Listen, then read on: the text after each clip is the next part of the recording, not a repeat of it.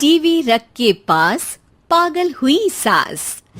आजकल वर्मा जी की पत्नी देवकी जी केबल पर रियलिटी शोज देख देख कर बहुत कुछ सीख रही हैं। जैसे आज तो वो सुबह सुबह बेसुरे आलाप ले रही हैं। सारे गामा माँ जी, सारे गामा पाधा नीसा होता है। अरे वो तो सब गाते हैं, ये मेरा स्टाइल है। आवाज तो कम कर लीजिए माँ जी, पर्दे फट जाएंगे कान के। ये कहो कि पर्दों में आग लग जाएगी। देखना, मेरी आवाज सुन के जज आग लगा देगी, आग लगा देगी, तू तो आग लगा देगी, ऐसा बोलेंगे। सरिता वहां से परेशान होकर चली जाती है और सास रियाज जारी रखती है। सारे गाओ, सारे नाचो। तभी बाबूजी दुकान से लौटते हैं। अरे देवकी, क्यों तानसेन बनी हुई है? कान से खून निकालोगी क्या? अरे क्या हुआ, रियाज तो करने दो मुझे। इसको रियाज बोलते हैं? ऐसा लग रहा है जैसे घोड़े हिना रहा है। घोड़े पे बैठ के ही बम्बई जाऊंगी मैं तो, जब जज साहब कहेंगे कि देवकी तुम मुंबई आ रही हो। जज साहब, वो अदालत वाले? अरे नहीं नहीं, बड़े लोग हैं, आप नहीं जानते हैं। ओ मैं तो छोड़ चली अपना ये देश, बम्बई मुझे प्यारा लगे।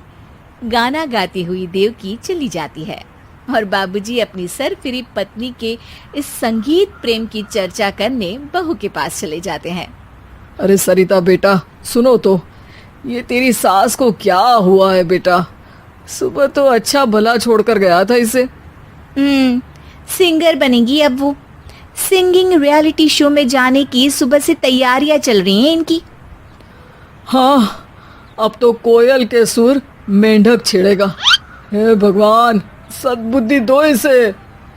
इधर बाबूजी भगवान को कहते हैं और उधर राधा रानी प्रकट हो जाती है, देवकी की मोहल्ले की सबसे पक्की दोस्त। क्यों री देवकी, काहे इतना गला फाड़ रही है? कोई चीखने चिल्लाने का कंपटीशन है क्या? अरे ये देख, नया सिंगिंग शो, मैं भी गाऊंगी, हिंदुस्तान के दिलों की धड़कन बनूंगी।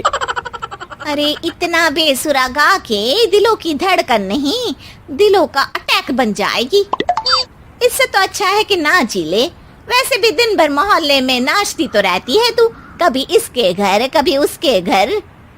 देवकी को समझ में आ जाता है कि उसका गाना किसी को पसंद नहीं आ रहा। अगले दिन सरिता देखती है कि सास पैरों में घुंघरू बांध के नाच रही है। अरे माँ जी, क्या मंजुलिका बनी हुई है आज आप? अरे नाचने दे बहू, जब तक है जान जाने जहां मैं नाचूंगी। अरे माँ जी, अभी जान निकल जाएगी इतनी जोर से नाचेंगी तो। अरे अरे, क्या कर रही हो? अरे दिख नहीं रहा, डांस कर रही हूँ। अरे जैसी तुम्हारी हरकतें हैं, तुमको तो नागिन डांस करना चाहिए। वो भी करूंगी, भांगड़ा भी करूंगी। देखना, जज मुझे देख के स्टैंडिंग ओवेशन देंगे। हाँ, स्टैंडिंग ओवेशन तो देंगे ही, ताकि खड़े होकर वहां से भाग सके तुम्हारा डांस देखकर। अरे कुछ ढंग की चीज करो, ये रोज क्या नया शुरू कर देती हो? सास को लगता है कि उसका डांस का सीन भी बिगड़ गया। अब वो टीवी देख के कोई और कलाकारी ढूंढने लगती है।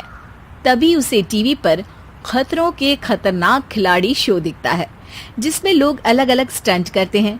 बस देवकी को नया काम मिल जाता है।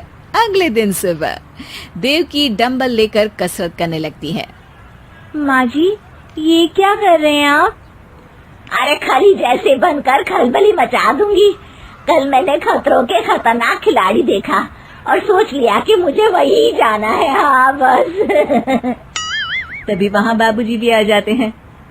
अरे इतना भारी डंबल, अरे गिर मत जाना कहीं लेकर।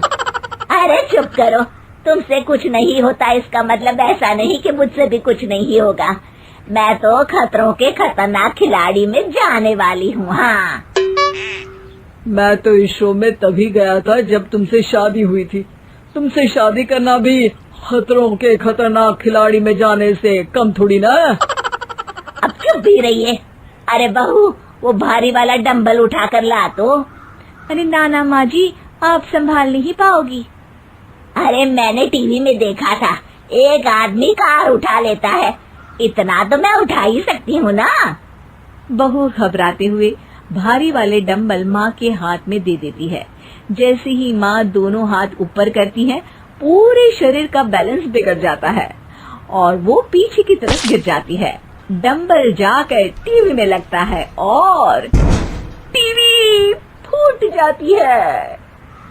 माँ जी, उठिए माँ जी। बाबूजी बहुत तेज हंसने लगते हैं।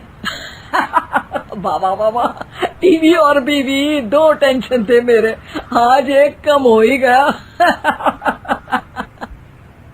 बहू भी सास को उठाते उठाते इस बात पर ताली बजाकर हंसने लगती है और देवकी फिर से गिर जाती है। और इस बार देवकी भी अपनी बेवकूफी पे हंसी रोक नहीं पाती।